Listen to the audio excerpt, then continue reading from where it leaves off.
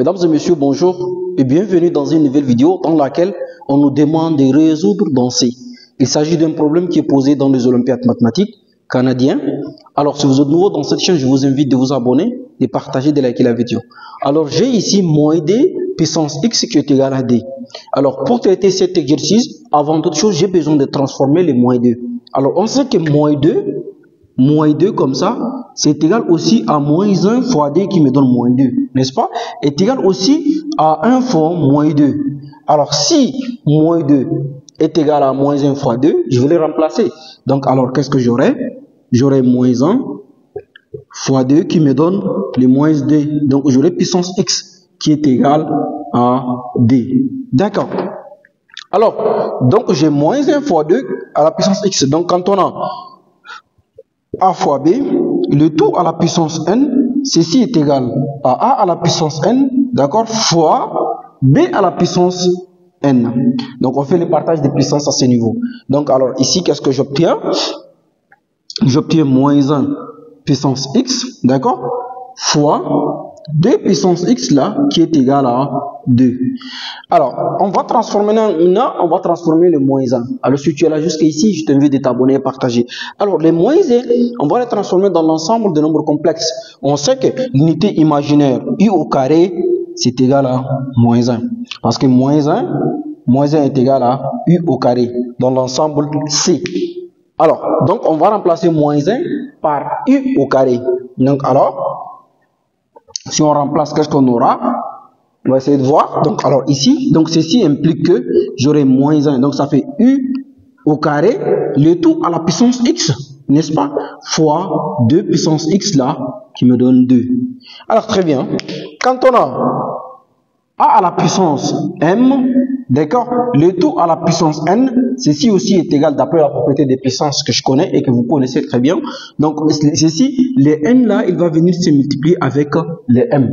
Et donc, on aura quoi? On aura a à la puissance m fois a à la puissance n. D'accord? Alors, et si les m étaient 2, si m était 2 et que n était 3, donc ça veut dire que j'aurai quoi? A à la puissance m c'était 2, donc fois 3, et donc on aura a à la puissance 6. On va appliquer cette propriété au niveau de i. Donc ceci me revient. On aura i puissance dx, d'accord? On aura u, donc on aura u puissance dx là, fois 2 puissance x qui est égal à 2. Alors si tu es nouveau, si tu es là jusqu'ici, je t'invite encore de t'abonner, de partager et de liker la vidéo. Alors ici, c'est assez nouveau, je dois faire intervenir le logarithme ln. Donc je vais mettre tout ça ln et je vais aussi donner ln au 2 qui est de l'autre côté. Donc alors qu'est-ce que j'aurai ici? Donc je vais mettre ln, d'accord? Je fais une grande parenthèse comme ça. Donc j'aurai de dx, d'accord, fois 2 puissance x là. Je ferme cette grande parenthèse et puis aussi je lui donne un ln, j'aurai ln de d. Alors, d'après la propriété de ln, donc ça veut dire cette partie, quand on voit u puissance 2x là, u c'est a multiplié par d puissance x, le 2 puissance x c'est le b. Donc c'est comme si on a ln de a fois b.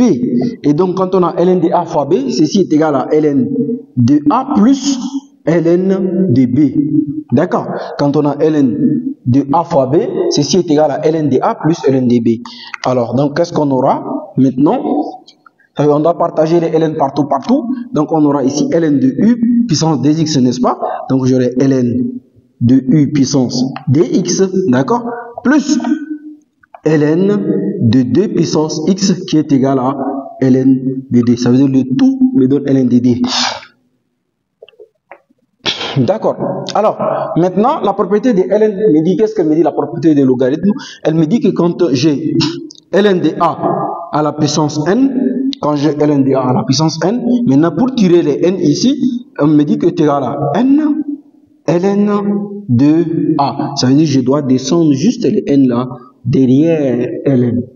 Donc, je dois le faire descendre comme ça. Quand j'ai une propriété, la propriété me dit que quand j'ai ln de a à la puissance n, ceci est égal à n ln de a. Donc, alors, je vais appliquer cette propriété-là ici et ici.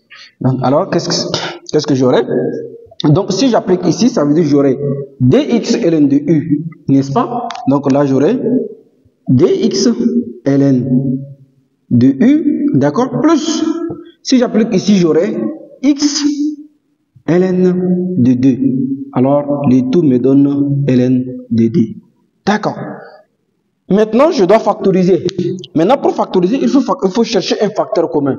Alors, quand je vois ici, j'ai x. Ici aussi, j'ai x. Donc, je peux factoriser par x de part et d'autre. Alors, donc, qu'est-ce que j'aurai? Je peux mettre x en facteur. Donc, si je mets x en facteur, il va me rester ici 2 ln de u. Donc, j'aurai 2 ln de i, d'accord? Plus, j'aurai ici ln de 2. Et le tout qui est égal à ln de 2. Alors maintenant j'ai x déjà, donc je peux tirer x facilement et aisément ici. Donc ça veut dire x là, donc maintenant ça veut dire x est égal à quoi? J'aurai ln de 2 qui est ici, le tout sur 2 ln de u, d'accord, plus ln de 2. Ça c'est mon x. Ça c'est x. Alors voilà, mesdames et messieurs, d'une façon très simple et simplifiée, nous sommes arrivés à la fin de nos calculs. On a trouvé la valeur de x qui est égale à ln de 2 sur d ln de i plus ln de d. Alors si vous êtes ici jusqu'à la dernière partie de la vidéo, je vous invite de vous abonner, de partager et de liker la vidéo. À la prochaine fois.